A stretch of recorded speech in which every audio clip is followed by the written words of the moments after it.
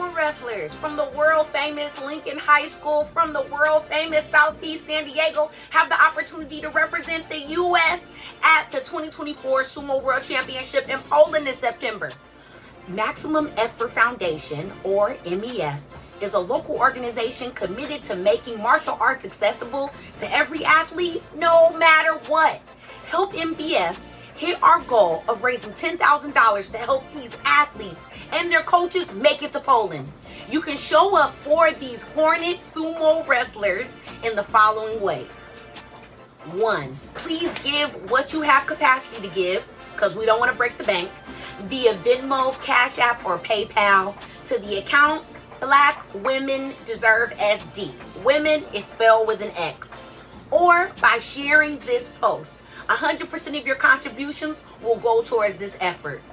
And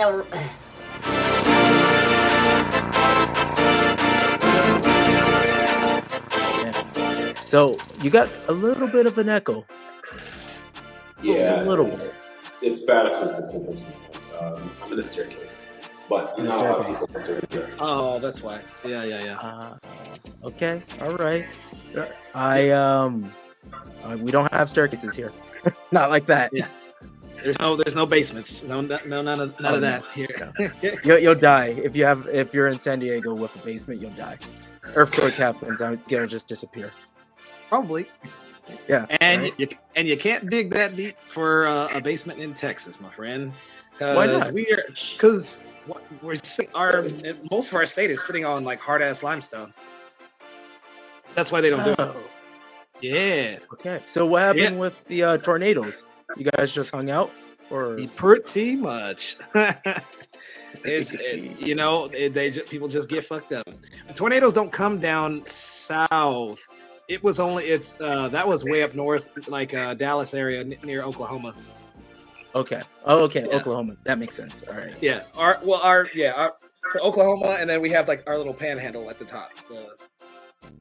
That makes sense. part. That little tiny little piece. Yeah. Yes. That's that makes a lot of sense. That's the part of Texas nobody cares about. So there's that. Is that Amarillo? Is that? Yeah. Yep.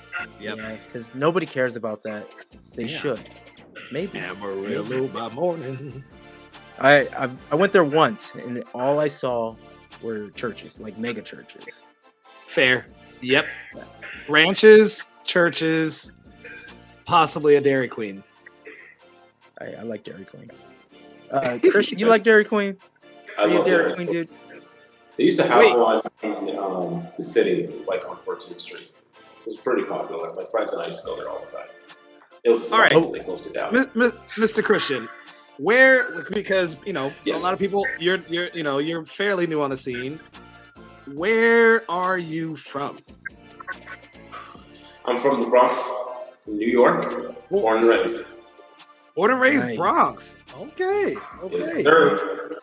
Living All in the right, hallway. so coming from the Bronx, what do you feel about Rumble in the Bronx? Wait, can you repeat that a bit? I felt the signal's going on and off. Rumble in the Bronx, starring Jackie Chan. Oh, I was like, what? Oh, trust me.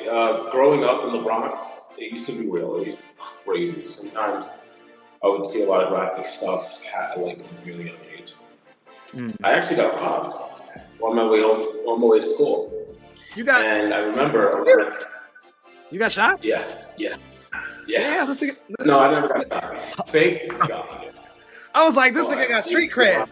I was like, what up, Diddy? Yeah, for real. I've seen a lot of crazy stuff happen. Damn. Someone actually got shot across the street from my building, and I literally saw the body between two cars. And people were literally swarming out of the buildings. It looked like something out of Grand Theft Auto or any movie you'll ever watch. Crowds of people just freaking out around the dead body. Damn. That shit happened to me in Koreatown in LA. I was like, that also makes sense.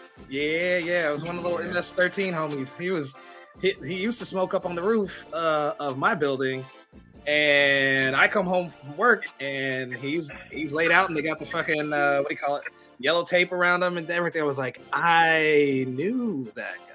It was It was trippy as hell. But that's Koreatown. When I was 7, my cousin was a what they call a buster, right? So he was a Crip that became a Blood, and nobody liked him. Shit! Literally, nobody liked him. Oh, he fucked up. He did. So at one point, I think it was MLK Day. We were trying to hang out at MLK, and he got shot at. And I went running. I'm like 7, maybe 6, somewhere in there. And I ran home. I just ran where I thought home was. I was 5 to 7 miles away. Never even got close. But my godfather found me running in the street. He's like, "What the hell?" So that was. I think that cousin's still in prison. I wonder what that's like for him. Hey, we all got one. We all got one. And let's go ahead and get this party started. Tell him no, no, no, no, no, no, no, no, no, no. Tell him no, no, no, no, no, no, no, no, no.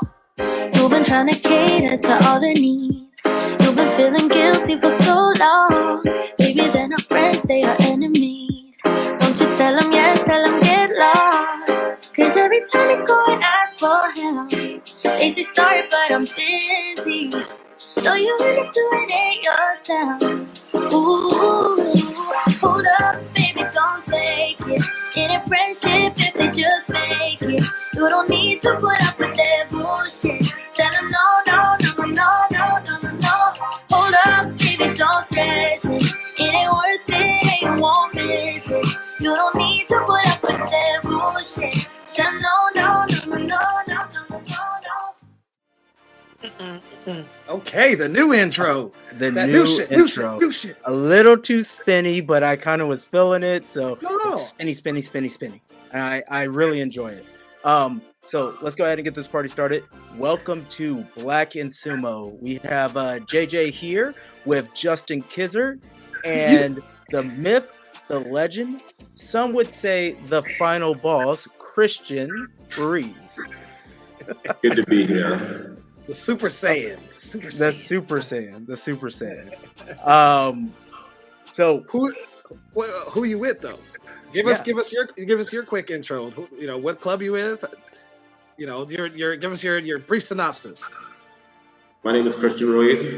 I'm the vice president of NYC Sumo Club, and I'm currently weighing at 187 pounds, and I'm a lightweight. Hey. So you moved from middle down to light, and us thick boys, we went up. Yeah. I don't know how it happened. I guess I started eating less, drinking some coffee, and then I guess I did a lot of walking, and eventually I just started losing weight. Okay. I don't usually keep track of it all, and so people start telling me, you lost a lot of weight. But occasionally it does feel like people do patronize me, so I don't know for sure until I hit the scale. My jaw. Oh no! I can guarantee you that you lost weight.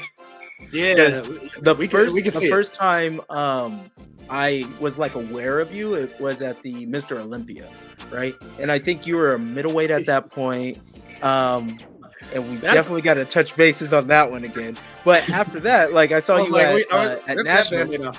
No, we'll come back to it. So then I saw you at Nationals. I'm like, that is not a middleweight. And Dan was really high about you, right? He was like, I have a prediction that it's going to be JJ, Justin Kizzard, and Christian Ruiz on the podium in middleweight. And I was like, okay. And then I kept remembering, I saw your name. I was like, I don't think that's even possible. But all right. Yeah, I didn't think it was possible either for me to be a lightweight. As soon as I saw my weight in the scale, I was like, what? Shit. Oh my God. I'm a lightweight now. It was so crazy. I mean, I didn't realize I knew that I was losing weight like crazy because I have gone from 245 to 215 and then 215 to 202. And you at one point in time you were 245? Yes. When I first started training with NYC Sumo Club, I was at 245. Okay. He was thick. Yeah, you were thick boy club for real. Yeah. And then now all the shirts that I have at home, I mean, that I used to work out with, they just don't fit me anymore. They're too big. Yeah, I'm the reverse. They don't fit, but like in the wrong way. I mean, I got like half my shirts are snug as like, he's wearing his shirts like Simon Cowell. I've been there before. This is, I mean, I've lost weight like this before. My metabolism has gone up, but not like this. Like this is completely different for me. Like I've never dropped anywhere below 180. The lowest I've ever gone, I'm just telling you this now, I was at 170. I was at 179. Okay. That's what that. Yeah, I remember. I remember it was actually brought up to me by the president of the club. As soon as when I had the washi on, I weighed in and I was at 182. And shout out to Mr. Oscar. That's right, Oscar, number 2 in the nation. Somehow, 2. He got silver. That is wild. He was moving and grooving. What's that? Oh no, you froze. Did we lose him now? Oh man. No. Yeah. No. This is wild. Let's see, 10-minute mark. So instead of an end bomb, we have a freeze. It's always something at the 10-minute. There you go. Just sprinkle it in. Damn it.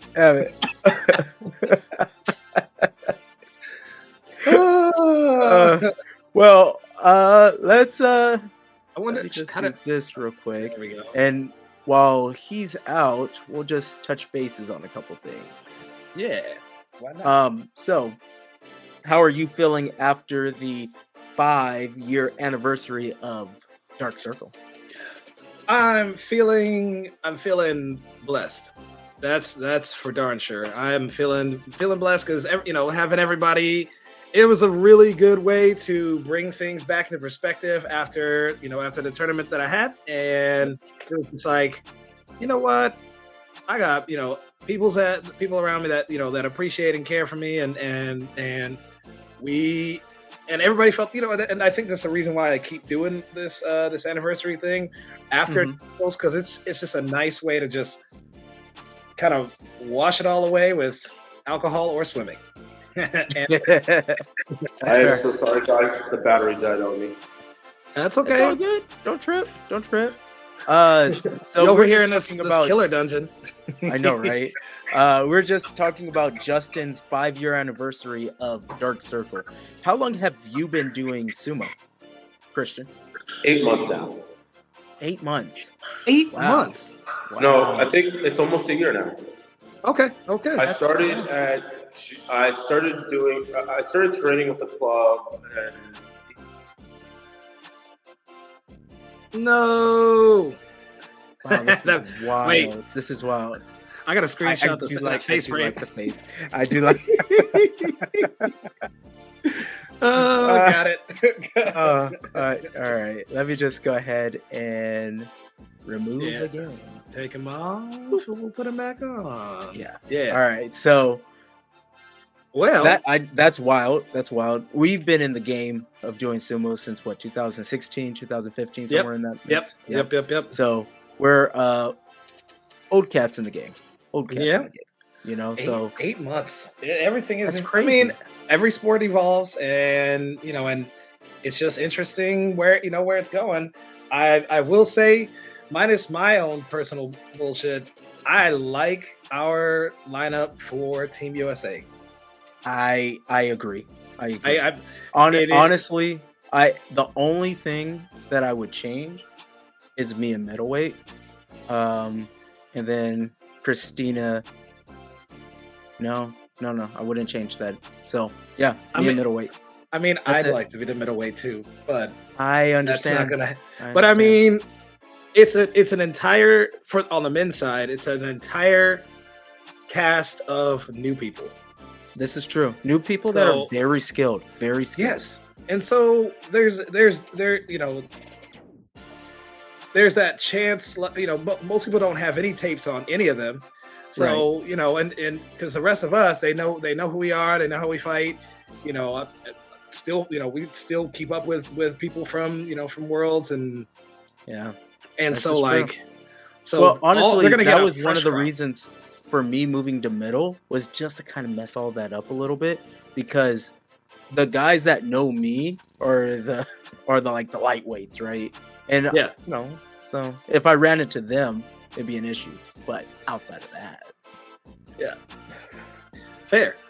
Yeah. Well, now lightweight has a whole crop of randoms. I'm like, damn, man. Yeah, might have to see the return of. Well, that's what I was telling you, man. I was like, and you're a spitting distance away from being lightweight, to be honest. I am. I'm closer to lightweight than heavy. Yes, you are. Yeah. That is a fact. That was the thing. I was like, man. Then that's why I ended up sending you that message. I was like, all perspective, right? You're so close to that, and if you would have went in. You would have podium. Oh, I'd podium. Like I looked at the line. I'm not going to speak ill or will about anybody or whatever, but nope. I think your particular skill set and what you do, it would have got you definitely on the podium, and you are the Edo kryptonite, which would have been just crazy. Which is true, but the funny thing, I know that. I've got more wins on him, but even let's say on a fluke, I beat him and I took the U.S. team. I would still knowing. I would 100% step down because I want to see his style on against the world stage. He has a style that fits for amateur lightweight sumo. What's funny is I kind of had that same mentality where I was like, my original goal was to come in lighter, but stress and everything hit me like a ton of bricks, and dealing with like just getting like doyos and stuff like that. Everybody on the last minute, I was like, well, I'm just gonna go in where I'm at. So I walked in at like 213, which I was trying. I wanted to be heavier. But originally, I think I spoke with Eric and I was like, I'm going to like kind of cruise around 2 and then probably try to hop into light just so Ed has to get work. Right. Yeah. But ended up, those guys were tough. Like Dylan came in, he brought it. What's his guys? There was one dude for me when I looked at who would be a threat in lightweight, like just an interesting dark horse. And unfortunately, it didn't pan out for him. It was some white guy, white Mawashi. I think he went natty, and he has a few tattoos.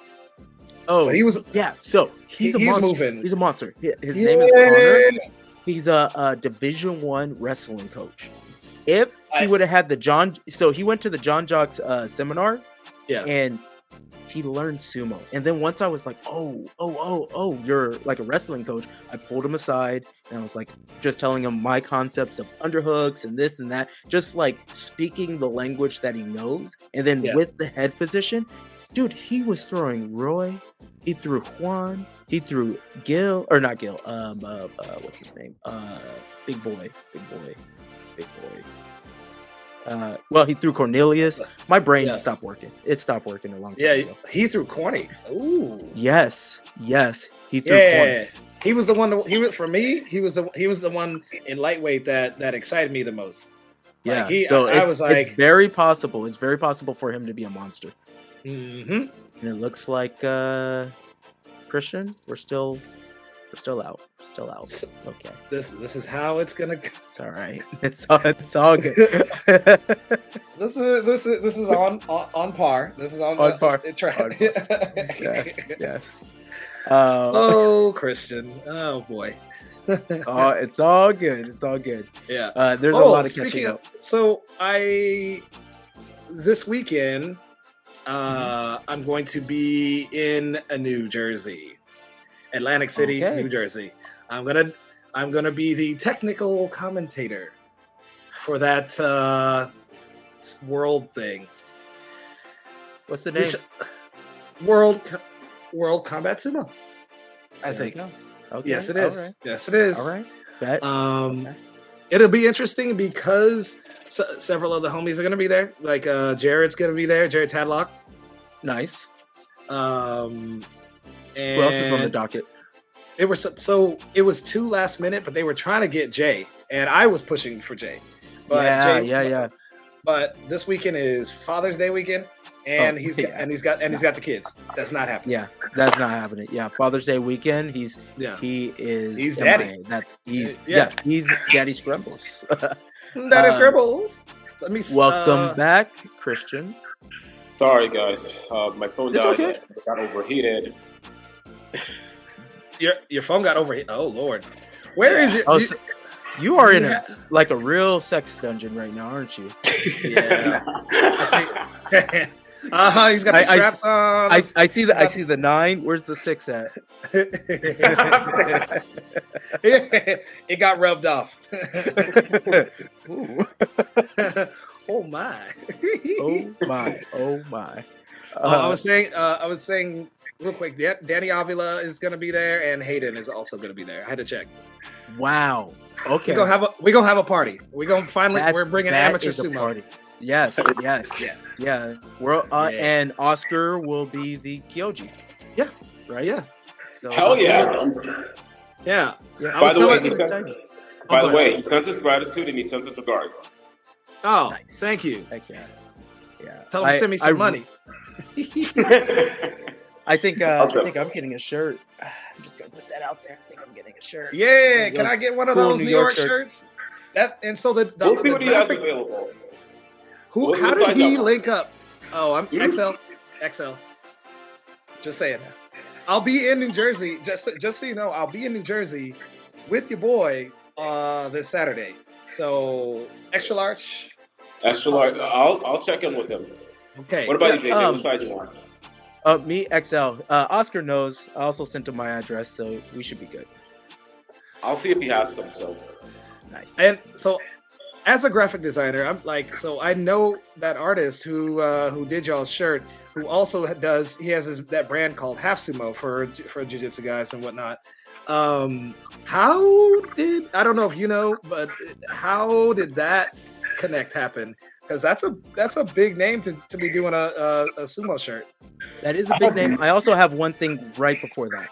So before the World Games, I connected with Half Sumo, and I was trying to broker a deal, just like a shirt, something along those lines. Nothing like too crazy. Because I really like the concept of Half Sumo. I do jiu-jitsu. It's technically a jiu-jitsu brand, and I'm like, oh, this makes so much sense.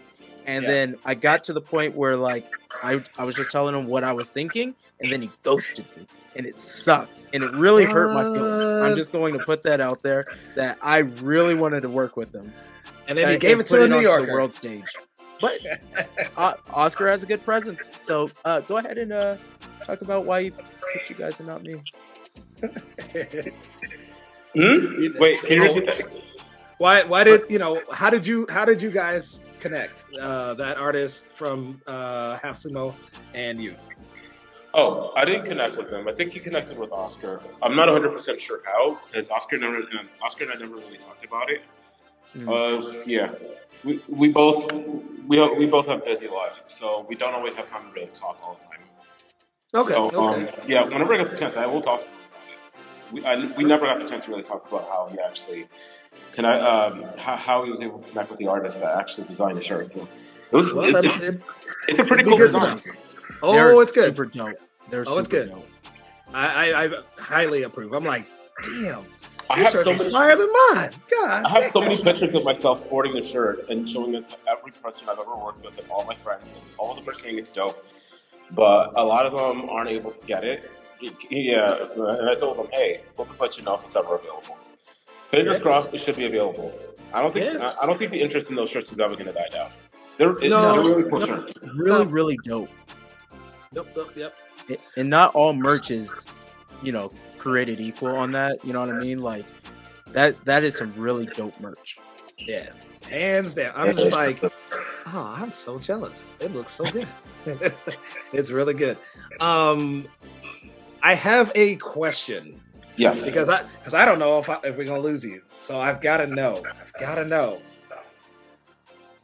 So the first time I saw you was at the Mr. Olympia. I wasn't physically there, but I watched the feed. And I gotta know, where did you come up with your warm up? Yes. Your power up. Yeah. Was it Dragon Ball Z inspired? Close. Avatar. Oh, okay. Oh, okay. All right. I was given full Dragon Ball Z vibes, but okay, Avatar. I did not expect that one. No, we lost him. No. Did we lose him? Yes. We're on the good stuff. We're sir. Why is this on this? Christian's crazy. All right. So I'm just gonna go ahead and remove his face again because this one's not as funny. But let's go ahead and, if there's a way in post to avatar that screenshot or put him as an avatar. Hold on, let me just add that back. That would be amazing. Oh, and that is gone. Yeah, I should be able to do that. No problem. Yes. Yeah. There was enough seconds there to be able to do it. There was. Yes, there was. Yeah. Yes, there was. Let's look at these. Let's see, how does this work? Boom. Yeah. Oh, they got hoodies. They got hoodies. They got hoodies and they got shirts. Jealous. I know. All right. I know. Damn, man.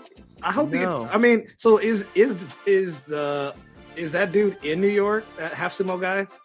I have no idea. Once again, I saw his stuff online and I was like, man, I'm going to the World Games. I will rep this.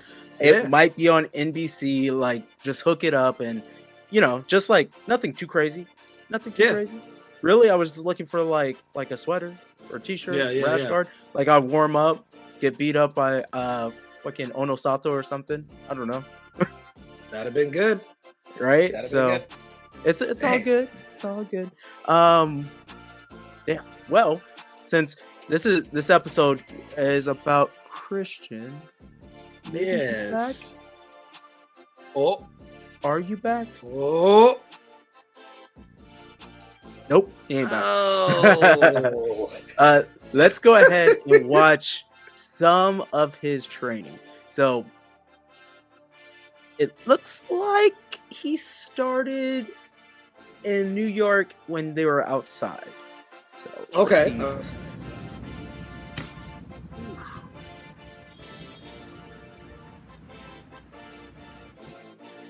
Yo, I did not realize how drastic of a weight change. Right? That's a thick boy. He's a thick boy. That's what I wanted. That's what I wanted. I mean, that's a middleweight. That is a middleweight. Yeah, I am not. I'm pretending. I'm a poser. I'm a middleweight poser. You're trying. I'm trying. I'm trying.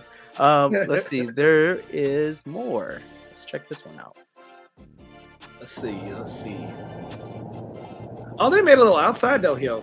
Yeah, right in Central Park, which I think, in Central Park. Oh, that's pretty cool. Central Park. That's pretty cool. Central Park. I don't know how many weeks out of the year you can do that, but I think that's why they ended up going indoors. Yeah, that's a problem with these outdoor. Like my Wednesdays, we're the opposite. There's no, it doesn't get cold. It is freaking hot and humid, and so every Wednesday it's almost like it's a gamble of like, do we get a heat stroke or not? And lately, I might just cancel this Wednesday because we're getting up there. It's getting triple digits. Is it really supposed to, somebody said it was like 120 degrees. Is that real? 110, 111. That was last week. That's gross. And and 90% humidity. 90% humidity. Hey, Christian, welcome back. I'm back. So we were watching some of your footage from back in the day when you guys were out in the park, and you were probably about 50 pounds heavier. Yes, sir. I looked at it, and then and that made me realize just how much weight you actually lost, and that's impressive because you was a real middleweight. That was you were top of middleweight. Jeez Louise. Well, what talk a little bit about that. Like, go back to the avatar. So yeah, I remember I saw this. One thing that really blew me away was the scene where Firelord Ozai was Sozin. The last couple episodes of Avatar: The Last Airbender had like Sozin's comet, and then I remember Firelord Ozai would draw power from the comet, and he would do this pose where he would draw in the comet, and he would have fumes. He would have like sparks flying out of his palms, and it would turn into an entire burst of fire, burning down an entire kingdom. Okay. So I felt, nice. It's ironic that actually, I kind of regretted choosing that one because I had no idea that I was actually taught by the president of our club that it is a form of taunting, just having your hands up like this. Yes, out to open. And honestly, my biggest mistake was not passing it by him before doing it. So yeah. Even though it's fun, I kind of regret doing it, and I haven't made it happen since. Well, what about this one? That was my favorite. So that was my favorite. Jaden Yuki. I thought it was what's his name from Street Fighter. Oh, that would have been a good one. I originally thought it was a special beam cannon from. Oh. Also a good one. Yo, by far, bro, you're the most animated sumo wrestler that we've had on here, for sure. Yep.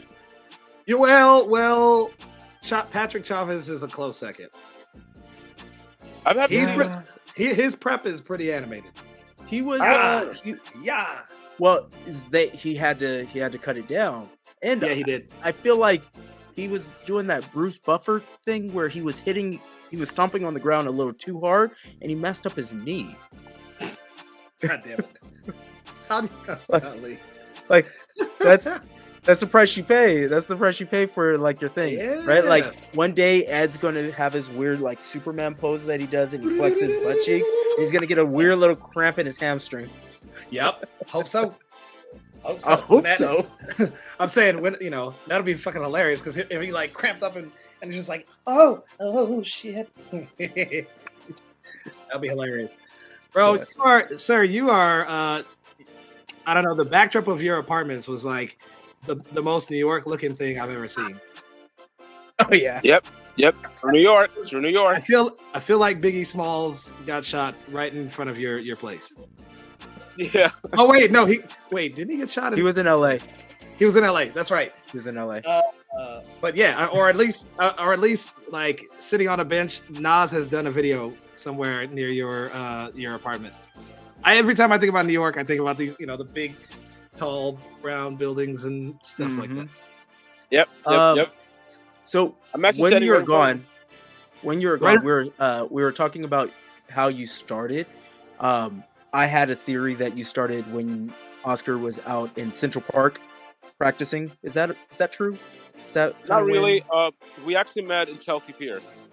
He was working as a skate guard. I worked as a lifeguard, and I think he just got off of work, or he was on his way to work. I had my day off, and I wanted to figure out a way to train where I wouldn't be so much in my head, because I always struggle with that whenever I would lift in the gym. In general, like I always struggle with that, and it's always getting in the way from hitting my goals. And now, what? I'm curious, is especially for the gym, what are you in your head about? Are you got in your head saying, I can't hit this PR kind of thing, or what? Or is it like your form is off? It's more of an anxiety type of thing, like in general. So anxiety of what in general in the gym? Oh, basically just being around people all the time whenever I'm lifting. Okay. Like okay. Yeah. That's what these are for. Everybody gets it. You know, you go to the gym, you're in your own, and you're in your own world, and you just just zone out. So then you don't get weirded out by all the people and stuff. So everybody, it happens. So you suffer a little bit by like social anxiety. Is that okay? Okay. And somehow you're doing sumo, right? And sumo, even when you're like the most stressed, you're wearing shorts, right? You're in your underwear with a mawashi, right? How does that not hit that same social anxiety? I mean, it normally would, but one thing that it normally would if I was doing it by myself. Because I remember when first couple of months I started doing it by myself, I felt completely anxious. I didn't feel totally comfortable. I remember I would go to Chiefs Meadow weeks after I started training with Oscar. I would be training by myself. I would go to Chiefs Meadow and I would I remember I would do with my shirt off and just shorts because I didn't have a mawashi back then, and I would just train by myself, do shiko and suriashi, and people would just look at me and So you found sumo before you met Oscar then? Nope. I actually found sumo when I met Oscar. We ran Okay. We ran into each other in Chelsea Piers. We both worked for the same company, just separate. Got it. Okay. Yeah. Cool. I mean, yeah, we ended up meeting. We ended up meeting up at the same exact gym, and he had already introduced a mutual friend of ours to sumo. So I came up to him, I gracefully introduced myself, and then he introduced himself, and then we spoke a little bit about sumo, and then he walked me through everything from shiko, the suriashi, tachi-ai, and we started getting into practice bouts. We did warm-up tachi-ais. And while we were doing that, some other members actually came up to us, and, I guess they recognized me as soon as I was actually getting into tachi-ais with Oscar, and they were like, "You do sumo?" And I said jokingly, "I do now." That happens. Yeah. So ever since that, throughout that whole day, people would come in and train. People would actually train with us. I would have a bout with one of the members. Oscar would have a bout with one of the members, and one of the members would have a bout with each other. And it was a great time. And ever since that day, I just kept training with them because I feel like times like that are literally. I mean, it's a culmination of everything that I enjoy. Everything from training to full-on contact.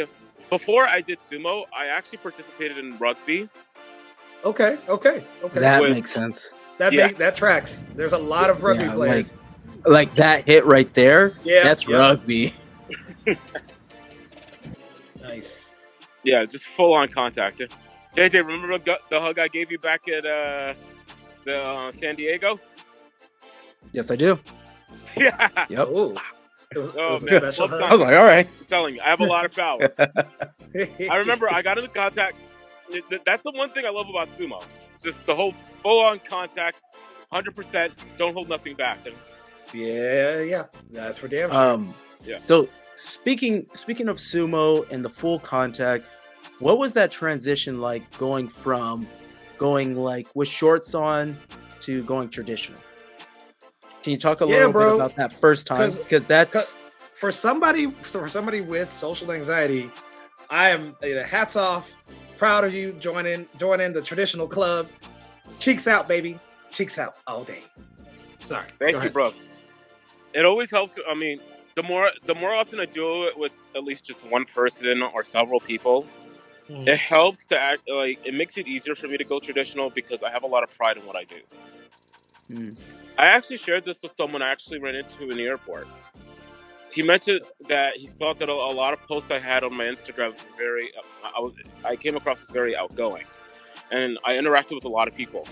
When I went to the Olympia, I spoke to a lot of bodybuilders, and I was full on cheeks out. Didn't care what people thought. There were a lot of people looking at me weird, and I did not care. And I was proud of it. Yeah, there you go. I thought I used to watch a lot of videos where bodybuilders would walk around and people would just look at them like they're weird. And I actually ran into somebody from California that had that same build, and everybody would look at him like he's weird. And he's not even like a known bodybuilder. He doesn't even compete. This is a dude that likes to work out and looks like a professional bodybuilder. And people just look at him like, yeah. And that, to me, I feel like should be considered a compliment because, there's a lot of power with looking as huge as that. And at the same time, there's a lot of power with being able to go be proud of your body enough to just want out what God gave you. It becomes your coat, your coat of armor, kind of thing. Hell yeah, I respect the shit out of that. Yes. So I've done a tournament with Dan, and Dan is legit. If you're like nervous about going traditional, he kind of like soothes that a little bit. First of all, he almost makes it not like an option. Which the first one I did with him, it was you had to go traditional. Like there was no, it didn't matter, right? It didn't matter.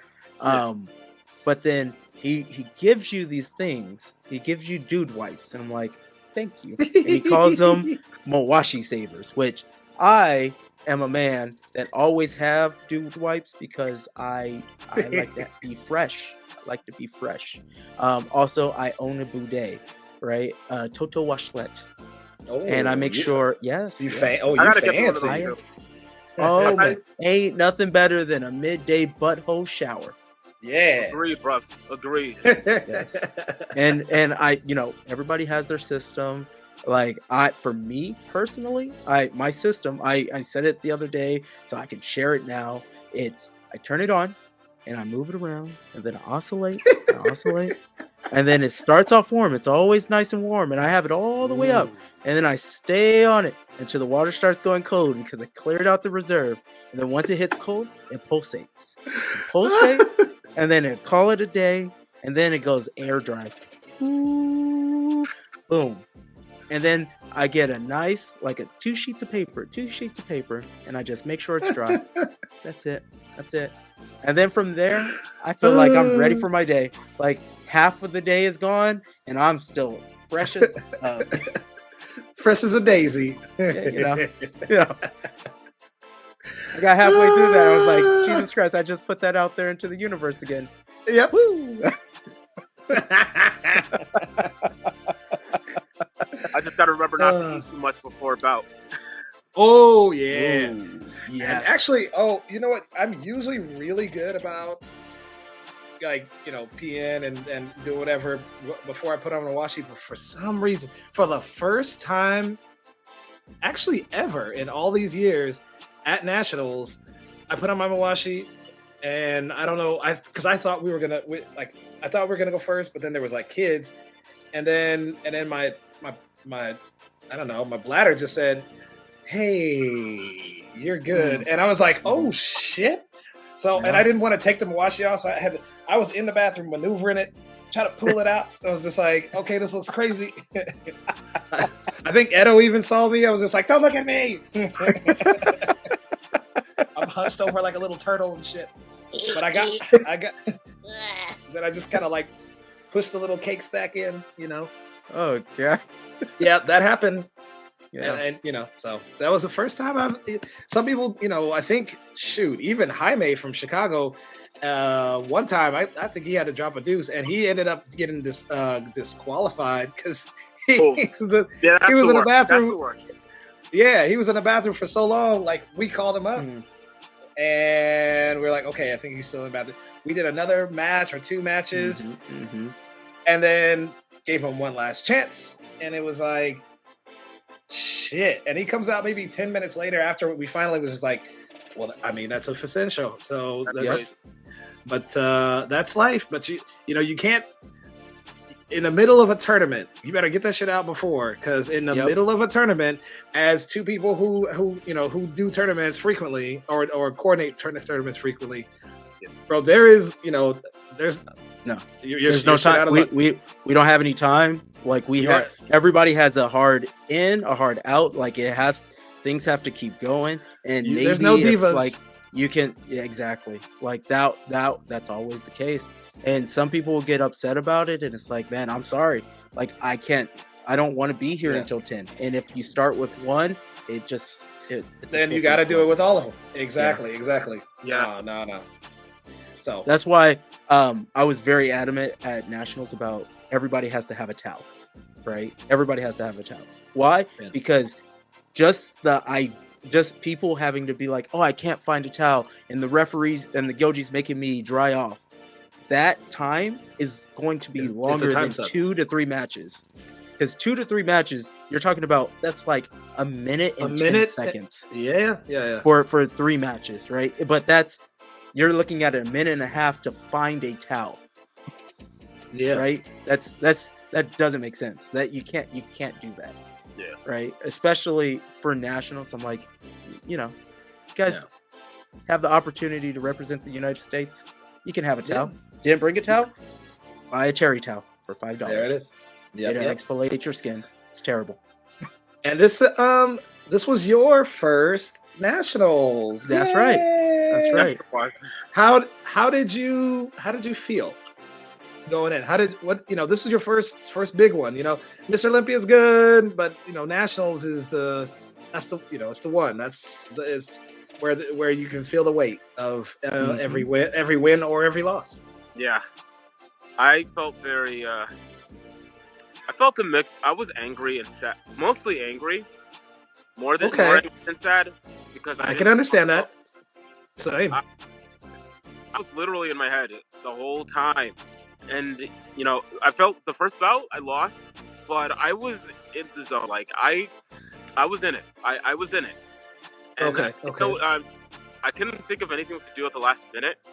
My opponent performed awesome. His performance was awesome. Who was your Connor? match? Connor from Vermont. Connor, yeah. Connor was great. He's the one that's a wrestling coach at the college out there. Oh, got it. From Vermont. Wow. Did he throw you? I believe so. Yes. He was on top of me. I remember I saw the footage. I rewatched the footage and I saw that he was on top of me. Okay. Yeah. I do remember on Sunday he was throwing everybody. It didn't matter how big or small people were. Like he threw Danny. That's who I was thinking of. He threw Danny. Like he threw everyone. He threw Jordan. He was throwing everybody. It was wild. That's why I was saying. I knew he was one to watch. If he knew more sumo, it would have been scary. He's a really good wrestler. You can't be a wrestling coach for college if you're not a good wrestler. And he practiced sumo, right? So if that's one of those is he probably started wrestling at the age of 5. So grappling is what he knows. Like you went out there and how did it feel? Like how did your tachi translate over? Because you lost weight, so your tachi is going to be a little different than where it was. Right? Yeah, no, my tachi eyes were very soft, and it's not really up to par, so to speak. I feel is it the weight or was it nerves? It could be both. It could be. Okay. It could be more nerves than weight. Okay. Which nerves can throw your whole body language off. We've all been there, and it just feels like an outer body experience, and you're watching yourself do things, but you're not fully present. Mind, body, and spirit kind of thing. It feels like a separation. And nationals is a big one, right? We had somewhere in the neighborhood of like 150 to 200 spectators, somewhere in there, and then we had about 100 competitors, right? Yeah. So that's a lot of eyes on you, and it's not just like the U.S. Open. What's kind of cool is you can just get a crappy person that has been doing something for like a week or a weekend, and then you can have like a Mongolian, right? So you can have like these like two extremes. This one is like everybody that's there has that goal to be a national champ, and then is willing to have that responsibility on their shoulders. So it's like it's the best of the best of the best that the nation can provide, especially for, honestly, it's all the divisions. Usually you can say that one division's weaker than the other, but it's like it's across the board. It's across the board. Yeah. What and so your second match? Yeah. Oh, my second match. Yeah,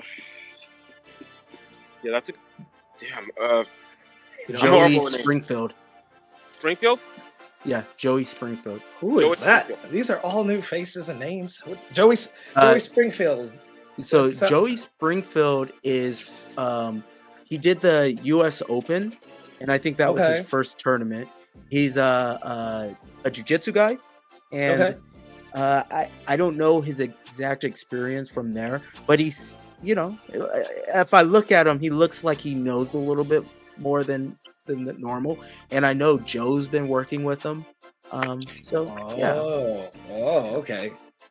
Shout out to Mr. Joe Ponsetto. He got teeny tiny, bro. Teeny tiny.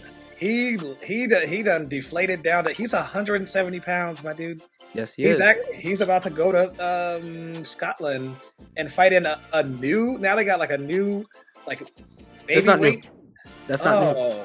So Europe has 70 and 77. And speaking of which, this is a great opportunity to address that SoCal Open will have 77 kg. Nice. Shit. And we are going to have a gentleman's division. Gentleman's division is for gentlemen that are in their 40s that want to fight 40-year-olds. But hear me out. Because they're fighting 40-year-olds, Caleb, that you hear does that not shit? mean, hold on, that does not mean that they can't fight the Young Bucks too. They will be eligible for 2 divisions. So they will be able to do adult division and the gentlemen's. Nice. It's 40 and above. I like it. 40 and above. Open weight 40 and above. Open weight 40 and above. I won't be able to 10 years under.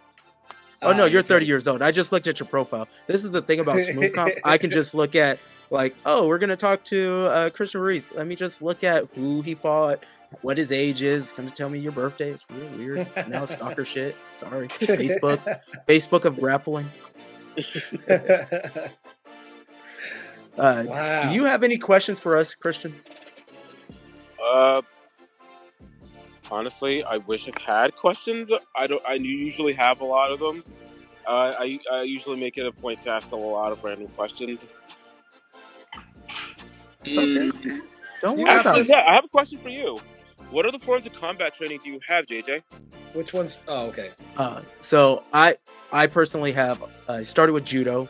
I also have taekwondo because every black kid that has ever seen a martial art movie somehow went into taekwondo. Don't know why, but that's the route I went. I have jiu-jitsu. I'm a black belt in jiu-jitsu, judo.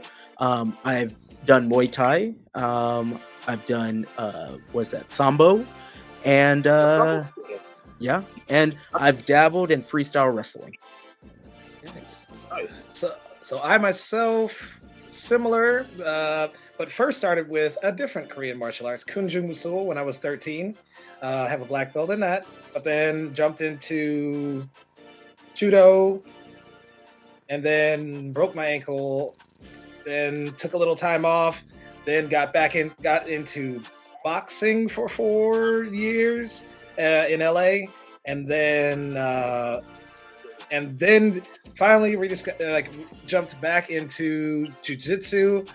But it was jiu-jitsu, judo, and sambo because the Anaconda team does all 3, and we train all 3. It's always it's a 2-hour thing.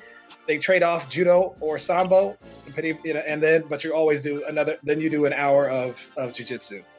So that was the team. They were an aggressive team. I mean, they have the team has a lot of what do you call it, medals, I guess. Mm-hmm. Shout out to Mr. Sensei Giovanni. I haven't talked to him in a while, but yeah, that's my martial arts background. Nice. Heck yeah. This was awesome. I do have one more question because I'm always interested on seeing how clubs kind of form themselves. I am a co-founder. I did not want to start my sumo club by myself because I don't want all the responsibilities. Ends up I do most of the stuff, but that doesn't matter, right? So I have co-founders. me, Minkin, and Christina, and we're all the same. We're all the same. And then when I bring people in, they might be just a little bit low, but for the most part, we're all kind of equals to that. Why did you guys start doing president and vice president and secretary and Colin Powell? Are you guys a 501c? Oh, not to my knowledge. It's nothing like political or anything like that. Like, it was just based off of luck. The more time I started training a lot more with Oscar for several weeks up until like October, from June all the way to October. Mm-hmm. And that's when he had told me, Chris, you're VP now. Your responsibility is to help out a lot with the training. And that was before we actually, and that's actually before I went around and made some calls and actually found an indoor place for us to train. Nice. Cool. Hence, awesome. Jiu-Jitsu. Yeah, so if people were going to, they're in New York or even around the New York area, because East Coast is awkwardly small, and they wanted to come and train with you because you guys are in like that region, you're the only club really. Yeah. So if someone was like, hey man, I want to start doing sumo, can you tell them how to find you? Absolutely.